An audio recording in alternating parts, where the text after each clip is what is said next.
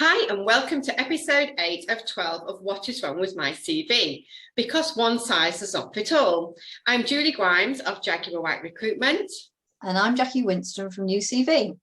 With 45 years experience between us, we are both passionate about providing valuable advice to help you to build a powerful CV that gets you noticed. Today, we're going to talk about key achievements and the options of where to put them, what to include, and why you need to spell them out on your CV. So, key achievements are a valuable part of a CV because they're there to show a hiring manager or recruiter how you made a difference in your previous roles. It's that straightforward.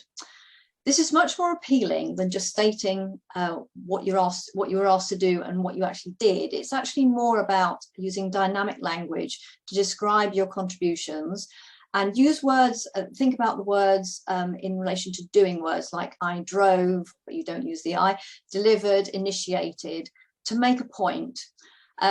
We were talking last week about the order of a CV and where to put things. And one of the things we talked about was putting key achievements in each role so that you can show the recruiter how you contributed, and use a subheading so that your CV is very easy to read, even for a really tired hiring manager who's read umpteen billion CVs that day.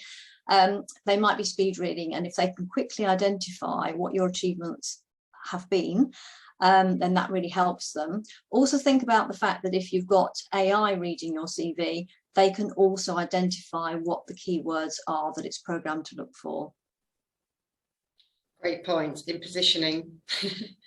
Now, in addition to our our preferred positioning of placing the achievements on the CV, which is, as Jack says, under each role, if that would be a preference, as one size does not fit all, we also mentioned in a previous episode, there is an occasion when key achievements can appear at the top of a CV under your key skills section and the IT skills section, if you have that as well. It's a separate section named key achievements, and it is relevant on a few occasions. Some of those examples would be when you've not had a lot of roles where you can demonstrate significant achievements in each, so you can bunch them together at the top. Another reason would be when you want to highlight only key achievements that are relative to a specific role that you want to apply for. So an example of this be, you may be an operations manager working in a nursery and you successfully ran this company for 5 years, but then you took on the finance section. You then transferred to a finance role in a corporate company. So a key achievement really would be more around the finance and the fact that you've achieved running the finance side rather than the running of a nursery where you're dealing with children as well. So keep it relevant to what you want to be known as. The main message here is that you have key achievements on your CV. It's really important because it is a marketing and sales tool. It needs to either be under each role, as Jackie mentioned, so it's nice and clear, or it's in a bullet point information under key skills. So it doesn't really matter where they are, depending on how you want to make sure that the message comes across. But it's very important that they're on there because everybody has key achievements. Absolutely, and there's key achievements, as we've just referred to several times, but to really lay it out there is the opportunity for you to convince the reader to invite you for an interview, because they're looking for reasons to invite you and you have to tell them what they are. Mm-hmm. If at all possible as well, use statistics to quantify your achievements, because this gives a lot more weight to your point and your claim that you've achieved X, Y, or Z. You actually don't need to give away valuable and confidential company information to do this. You can use percentages as an example. So this initiative created company's margin increase by X%. So it's specific, but it's not giving away hard facts and figures about finances. Hopefully this actually will help you see why editing your CV for each application is also really important, because you're showing the reader the skills they need to make a decision about inviting you for that interview. It makes their job easier, and therefore you're more likely to get that invitation. However, don't get carried away.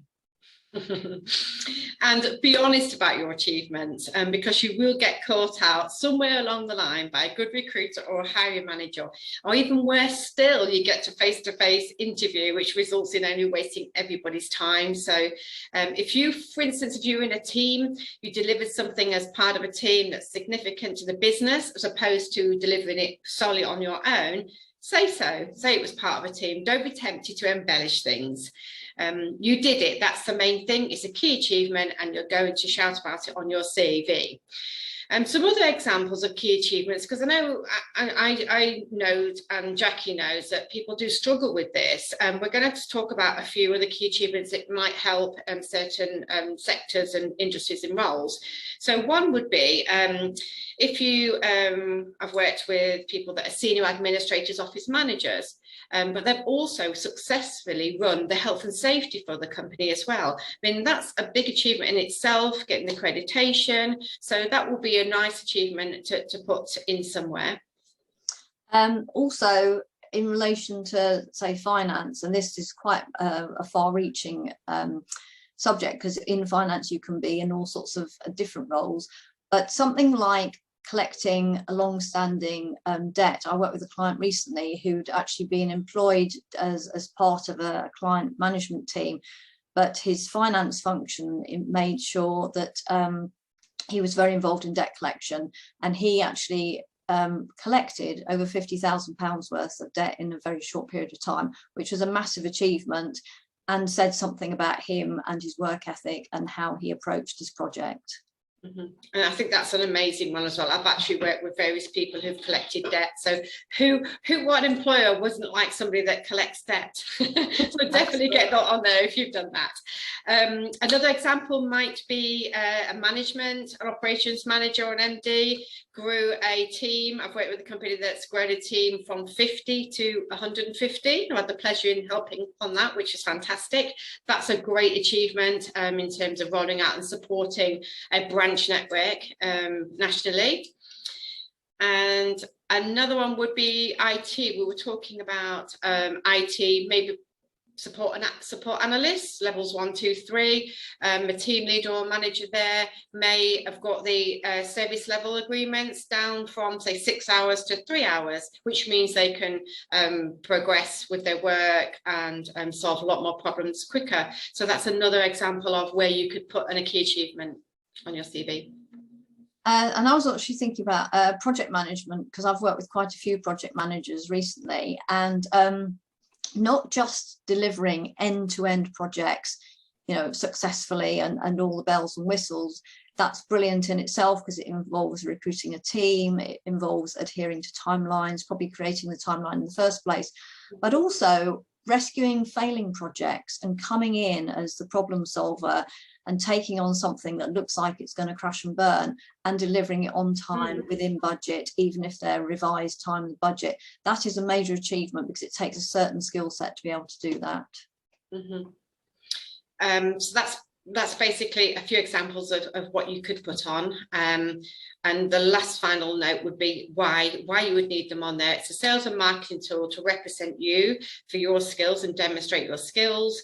It also helps with keyword search for automation and AI when you're getting, hopefully looking for a new role and you're getting searched out. And that's in addition to your key skills section.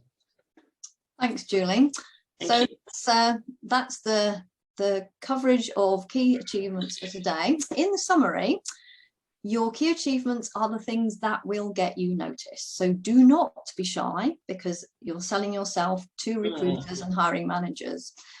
You must use relevant achievements for the role you're going for, because if they're irrelevant, they make you invisible. Use statistics where possible, because these add a huge weight to your claims. And you must be honest, because you will get caught out at some point if you're not. Thank you, Jack. Thank you. That's it for this episode. Thank you for watching. And next time we're going to be talking about career gaps and how to deal with them in your CV, because there shouldn't be any. So watch the next episode. Okay, we hope you find this information really useful, and look forward to seeing you next time on One Size Does Not Fit All.